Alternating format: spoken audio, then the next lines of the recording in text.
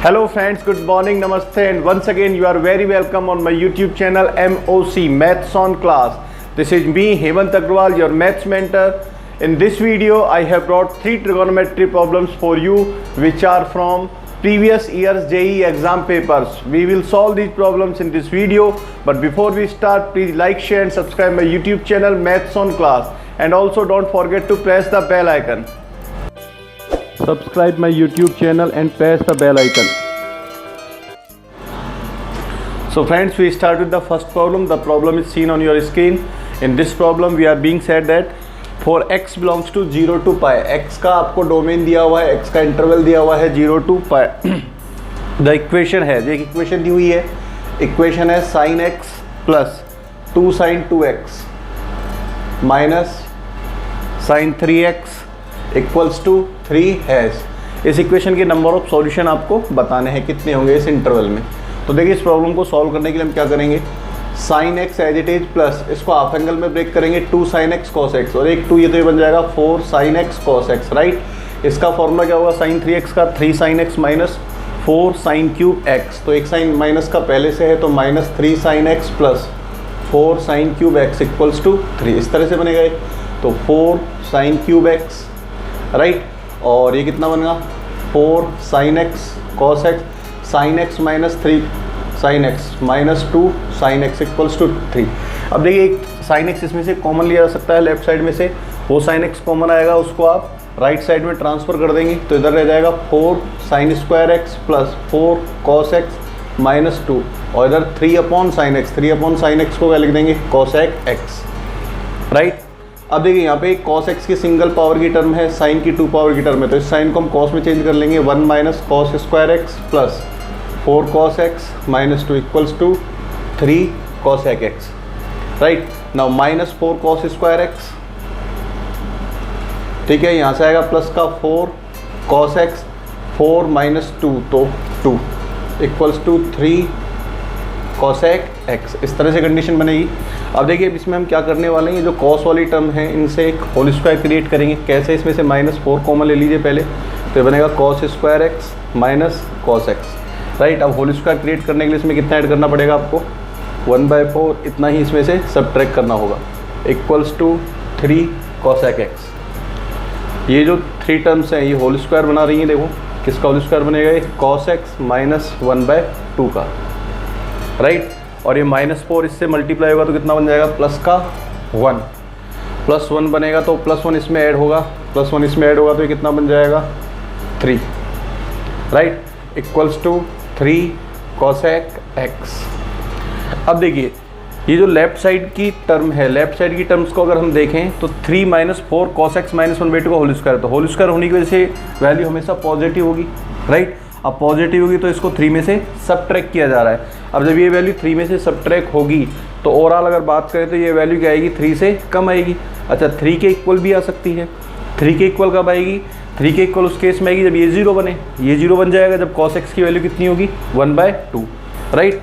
और ये 3 cosec x की जो रेंज होगी 0 से पाई में क्या होगी, वो greater than 1, greater than equal to 1. तो ये value greater than equal to 1 है, इसको 3 से मल्टीप्लाई कर रहे हैं तो राइट हैंड साइड की value greater than equal to कितनी आएगी, 3 आएगी. तो देखिए लेफ्ट साइड की value less than equal to 3 है, राइट साइड की value greater than equal to 3 है. तो ये केवल एक ही केस में पॉसिबल हो सकते हैं जब ये वाली वैल्यू कितनी बने 3 और ये वाली वैल्यू भी कितनी बने 3. मतलब इस इक्वेशन के सॉल्यूशन के लिए केवल एक ही पॉसिबिलिटी बनती है. वो पॉसिबिलिटी क्या है, when 3 minus 4 cos x minus 1/2 square, ये वैल्यू कितनी हो, सॉरी ये वैल्यू कितनी हो 3, right.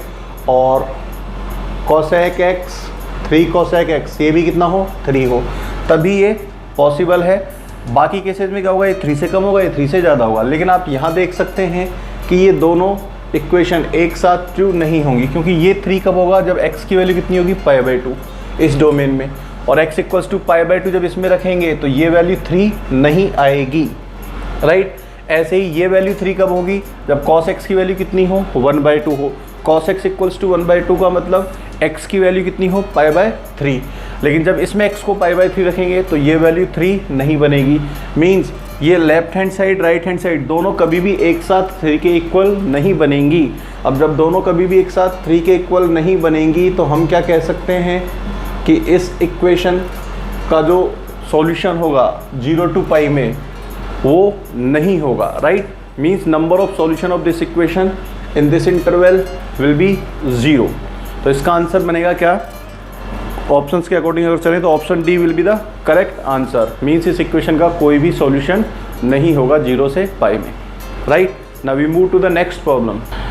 In this problem we are being said that the sum of all distinct solutions of the equation, एक इक्वेशन दी हुई है, देखिए इक्वेशन लिख देते हैं √3 sec x plus cosec x plus 2 tan x minus cot x equals to 0 in the set s is equal to. इसमें एक set दिया हुआ है, देखिए इस क्वेश्चन में आपको एक सेट S दिया हुआ है, x belongs to -π to π, x is not 0 and x is not equal to ±π/2, right. तो इन कंडीशंस को ध्यान में रखते हुए आपको इस इक्वेशन के जितने भी सॉल्यूशंस आएंगे उन सबका सम बताना है। -π to π में x की वैल्यू 0 नहीं लेनी और x की वैल्यू ±π/2 नहीं लेनी। तो सॉल्व करते हैं, देखो इसको सॉल्व करने के लिए हम पूरी इक्वेशन को साइन कॉस में चेंज कर लेंगे। तो इसको लिखेंगे √3 अपॉन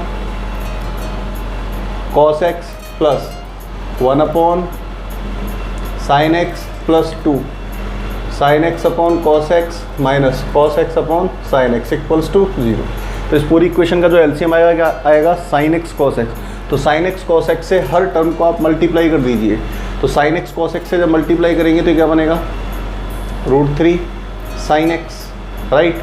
इधर कितना आ जाएगा कॉस एक्स प्लस 2, ये बनेगा sine square x minus cos square x equals to 0। आपने एलसीएम जो था साइन एक्स कॉस एक्स उससे मल्टीप्लाई किया है। तो देखिए साइन एक्स कॉस एक्स की वैल्यू -π to π में 0 नहीं होगी, जो इसमें जो सेट दिया हुआ है उसके अकॉर्डिंग अगर चला जाए तो साइन एक्स कॉस एक्स की वैल्यू कभी भी 0 नहीं होगी, क्योंकि x की वैल्यू आपको 0 नहीं लेनी ±π/2 नहीं लेनी।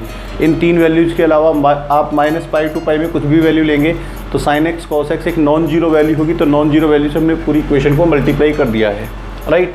अब आगे देखते हैं, देखिए ये बनेगा √3 sign x plus cos x. इस टर्म को आप राइट साइड में ले जाएं और यहाँ पे ध्यान दें, राइट साइड में जब ये जाएगा तो ये माइनस से मल्टीप्लाई होगा तो बनेगा cos square x minus sign square x. Cos square x minus sign square x कितना होता है, cos 2x।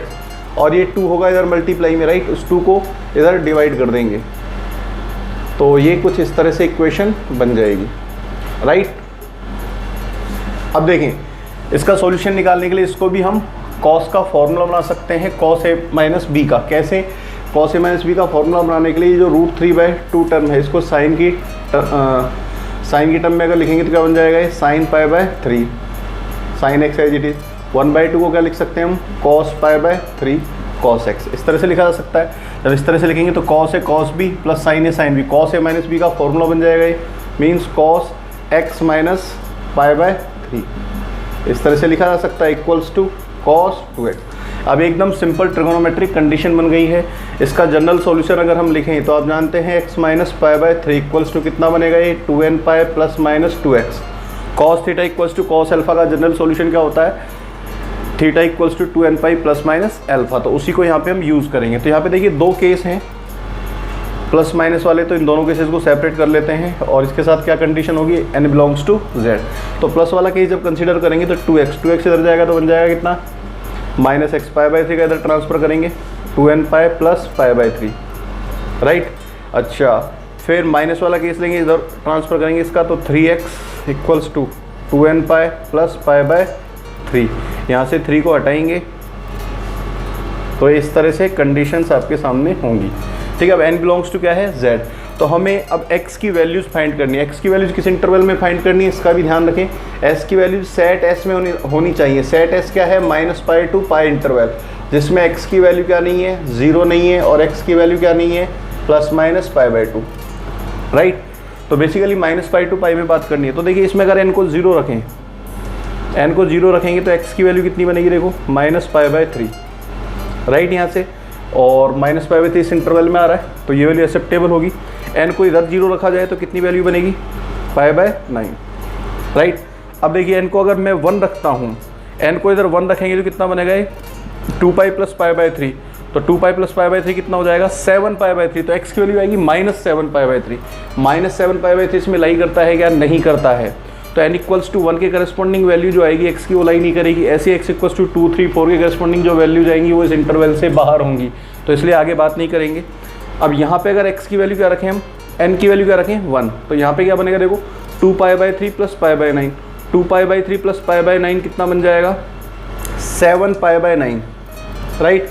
7 पाई बाई 9 इस इंटरवल में लाई करता है, इसलिए यहाँ से जो n इक्वल्स टू 1 के करस्पॉन्डिंग वैल्यू आएगी वो एक्सेप्टेबल होगी, और यहाँ से जो वैल्यू आई थी वो एक्सेप्टेबल नहीं होगी क्योंकि वो वैल्यू डोमेन में नहीं आ रही है, राइट। अब ऐसे n को 2 रखेंगे तो यहाँ से तो कोई वैल्यू मिलने वाली नहीं है। n को 2 अगर मैं यहाँ पे रख दूँ तो ये वैल्यू कितनी बन जाएगी 4 पाई बाई 3 बन जाएगा ऑलरेडी, मीन्स वैल्यू पाई से ज़्यादा हो जाएगी। अब इसमें कुछ ऐड होगा तो वैल्यू और ज़्यादा हो जाएगी पाई से, तो n इक्वल्स टू 2 के करस्पॉन्डिंग जो वैल्यू आएगी वो इस इंटरवल में नहीं होगी। तो अब n इक्वल्स टू 2, 3, 4, 5 इनके करस्पॉन्डिंग जो वैल्यू बनेगी दोनों से वो वैल्यू इस रेंज में नहीं होंगी, तो उनको हम छोड़ देंगे। अब हम नेगेटिव साइड में चलते हैं, n की वैल्यू -1 लेते हैं, n की वैल्यू -1 लेंगे बनेगा -2 pi plus pi by 3, -2 pi plus pi by 3 कितना हो जाएगा -5 पाई बाई 3, फिर माइनस x के इक्वल होगा, तो x की वैल्यू कितनी आएगी 5 पाई बाई 3। क्या 5 पाई बाई 3 इसमें लाई करेगा, 5 पाई बाई 3 इसमें लाई नहीं करेगा, तो -1 के करस्पॉन्डिंग वैल्यू यहाँ से जो मिलेगी वो डोमेन में नहीं होगी। -1 इसमें रखेंगे तो कितना बनेगा ये -2 पाई by 3 plus pi by 9, right. तो इसको सॉल्व करेंगे कितना बन जाएगा ये माइनस का 3 से मल्टीप्लाई करेंगे तो माइनस का 5 पाई बाई 9 कितना बनेगा -5 पाई बाई 9, -5 पाई बाई 9 जो वैल्यू होगी वो इस इंटरवल में लाई करेगी, राइट। आप चेक कर सकते हैं। अच्छा, फिर n इक्वल्स टू -2 के करस्पॉन्डिंग वैल्यू जो बनेगी यहाँ से वो इस इंटरवल में नहीं आएगी। -2 के करस्पॉन्डिंग वैल्यू जो यहाँ से बनेगी उसको चेक कर लेते हैं कितनी बनेगी वो माइनस का 4 पाई बाई 3, तो ये बन जाएगा कितना -12, माइनस का 11 पाई बाई 9 ये वैल्यू बनेगी, ठीक है। अब ये वैल्यू इस डोमेन में आती है क्या, नहीं आती। तो कुल मिला के इस इक्वेशन के -पाई टू पाई में 4 सॉल्यूशंस मिले हैं आपको, ठीक है। अब आपको क्या बताना है, इन सब का सम बताना है, तो इनका सम फटाफट से हम यहाँ पे फाइंड कर लेते हैं। Sum of all solutions -pi by 3 plus pi by 9 plus 7 pi by 9 -5 pi by 9। अब चूँकि ये एंगल्स तो जाने पहचाने हैं तो आप डायरेक्ट भी लिख सकते हैं। देखो ये माइनस का 60 हो गया एंगल, ठीक है। ये कितना हो जाएगा 20 डिग्री, ये कितना हो जाएगा 140, और ये कितना हो जाएगा 100, राइट। तो ये हो गया कितना 160 माइनस 160 कितना आ गया 0। तो sum of all solutions is equal to 0 which is given in option number C. So option C will be the correct answer of this question, right? Now we move to the next problem. In this problem we are given a summation, और आपको इस summation की value बतानी है, right. तो summation इस तरह से है, लिख देते हैं इसको summation k equals to 1 to 13 1 upon sine pi by 4 plus k minus 1 pi by 6 into sine pi by 4 plus k pi by 6। आपको इस समेशन की वैल्यू बतानी है, राइट। तो देखिए इस तरह के जो प्रॉब्लम्स हैं जब चैप्टर पढ़ाया जाता है, चैप्टर की थ्योरी के दौरान इस तरह के प्रॉब्लम्स सॉल्व करवाए जाते हैं क्लास में। तो ये जो प्रॉब्लम है बेसिकली डिफरेंस मेथड पे बेस्ड है। हम क्या करेंगे इसमें, ये जो इसका न्यूमरेटर है इस न्यूमरेटर को डिनोमिनेटर के डिफरेंस में चेंज करेंगे, फिर इसको 2 टर्म का डिफरेंस बनाएंगे, फिर 2 टर्म का जब ये डिफरेंस बन जाएगा तो हम k की वैल्यूज़ 1 to 13 तक रखेंगे, तो टर्म्स कैंसिल होती जाएंगी। तो कैंसिलेशन पे बेस्ड क्वेश्चन है। तो उसके लिए देखो 2 टर्म का डिफरेंस बनाना पड़ेगा आपको। 2 टर्म का डिफरेंस कैसे बनाएंगे, summation k equal to 1 to 13।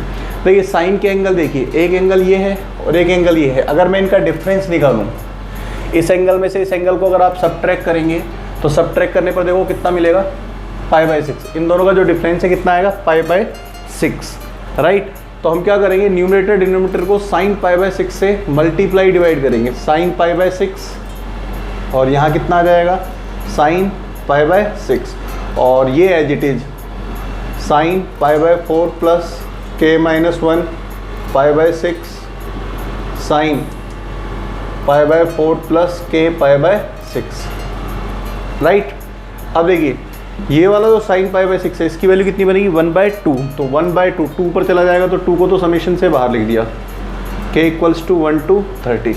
ये जो साइन पाई बाई 6 है इसमें जो पाई बाई 6 है इसको हम इन दोनों के डिफरेंस में लिखेंगे कैसे, pi by 4 plus k pi by 6 minus pi by 4 plus k minus 1 pi by 6, right. Upon में क्या रह जाएगा, sine pi by 4 plus k minus 1 pi by 6 sine pi by 4 plus k pi by 6, right. अब देखिए थोड़ी देर के लिए हमने क्या किया, इसको a कंसीडर कर लिया, इसको b कंसीडर कर लिया, तो ये क्या बन गया sine a sine b, right. और यहाँ क्या बनेगा साइन a माइनस b। अब ऊपर जब साइन a माइनस b बनेगा तो साइन a माइनस b का फॉर्मूला क्या होगा, sine a cos b minus cos a sine b, right. क्या बनेगा, फर्स्ट टर्म क्या बनेगी इसमें, इसको अगर a इसको b कंसीडर करें तो sine a cos b minus cos a sine b, तो साइन a कॉस b के साथ इसको सेपरेट करेंगे, ये क्या है साइन a साइन b, तो sine a cos b upon sine a sine b, तो इसमें क्या होगा साइन a से साइन a कैंसिल हो जाएगा, cos b upon sine b कितना बनेगा cot b, cot b means cot pi by 4 plus k minus 1 pi by 6। I hope आपको ये स्टेप समझ में आएगा। माइनस इसकी जो सेकंड टर्म आएगी वो कितनी आएगी, sine b cos a, sine b cos a को इसके साथ सेपरेट करेंगे साइन a साइन b के साथ, तो साइन b वाली टर्म कट जाएगी, तो cos a upon sine a कितना बनेगा कॉट a, कॉट a का मतलब कितना पाई by 4 plus k pi by 6, right. अब देखिए यहाँ पे दो टर्म्स का डिफरेंस क्रिएट हो चुका है, अब कुछ नहीं आपको इसमें k की वैल्यूज़ को पुट करना है, राइट। तो k की वैल्यू इसमें 1 पुट करेंगे, k की वैल्यू 1 पुट करेंगे तो कितना बनेगा, देखो फर्स्ट टर्म कितनी बनेगी, यहाँ पे k को 1 पुट करेंगे तो कॉट, ये तो 0 हो जाएगा cot pi by 4, right, minus यहाँ पे कितना बनेगा cot pi by 4 plus pi by 6, k equals to 1 के करस्पॉन्डिंग वैल्यू होगी, प्लस फिर कॉट k की वैल्यू 2 पुट करेंगे तो बनेगा cot pi by 4 plus pi by 6 minus cot, इसमें 2 पुट करेंगे तो कितना बन जाएगा ये pi by 4 plus 2 pi by 6, right. इसी तरह से वैल्यूज हम रखते जाएंगे, लास्ट में इसकी वैल्यू कितनी रखनी है 13 रखेंगे तो ये बनेगा cot pi by 4 plus 12 pi by 6, right, minus cot pi by 4 plus 13 pi by 6। अब देखिए यहाँ पे cot pi by 4 plus pi by 6 negative बन रहा है, अगली टर्म में पॉजिटिव है, कैंसिल, ऐसे ही ये जो नेगेटिव है अगली टर्म में इसका पॉजिटिव आएगा, ये कैंसिल हो जाएगा, तो ऐसे टर्म्स कैंसिल होती जाएंगी, ठीक है ना। अब फर्स्ट वाले ब्रैकेट में फर्स्ट टर्म बची है तो लास्ट वाले ब्रैकेट में लास्ट टर्म बचेगी, मीन्स ये वाली टर्म कैंसिल हो चुकी होगी। तो सॉल्व करने के बाद क्या बचा उसको लिख देते हैं, इधर बना है 2 cot pi by 4, cot pi by 4 की वैल्यू कितनी हो गई 1, और इधर माइनस का कॉट कितना बना है देखिए आप पाई बाय 4 प्लस 13 पाई बाय 6, तो पाई बाय 4 प्लस 13 पाई बाय 6 इसको आप ऐड करके लिख सकते हैं, ऐड करेंगे तो एलसीएम कितना आ गया 12, 3 पाई प्लस और ये कितना हो जाएगा 26 पाई, कितना हो गया ये 29 pi by 12, right, cot 29 pi by 12। Now 2 1 minus इसको क्या लिख सकते हैं, इसको हम लिख सकते हैं 2 pi plus 5 pi by 12, right, और कॉट 2 पाई प्लस थीटा क्या होगा कॉट थीटा, मीन्स उस केस में ये कॉट 5 पाई बाय 12 के इक्वल बनेगा, और कॉट 5 पाई बाय 12 की वैल्यू हम जानते हैं कितनी होगी, देखो कॉट 5 पाई बाय 12 का मतलब कॉट 75, कॉट 75 मीन्स 10 की वैल्यू क्या होती है √3 माइनस 1 अपॉन √3 प्लस 1, राइट। इसको सॉल्व आउट कर लें फटाफट से, एलसीएम ले लेंगे इसका √3 प्लस 1, तो √3 प्लस 1 आएगा इधर, तो √3 से √3 कैंसिल 2 आ जाएगा, राइट। तो आंसर बना इसका कितना 4, इधर लिख देते हैं 4 अपॉन √3 प्लस 1। अब इसको √3 माइनस 1 से मल्टीप्लाई डिवाइड कर लीजिए, तो ये तो कितना बनेगा 2 से कैंसिल हो जाएगा 2, तो 2 into √3 minus 1, this will be the answer of this problem which is given in option C, so option C will be the correct answer. I hope आपको ये 3 प्रॉब्लम समझ में आए होंगे, आपने एंजॉय किए होंगे। अब इसी तरह से नेक्स्ट वीडियोज़ में मैं आपके लिए नए प्रॉब्लम्स लेके आता रहूँगा, उनके सॉल्यूशंस हम वीडियोज़ में सॉल्व करते रहेंगे। Thanks for watching, keep learning. मिलते हैं बहुत जल्द नेक्स्ट वीडियो में। Till then good bye.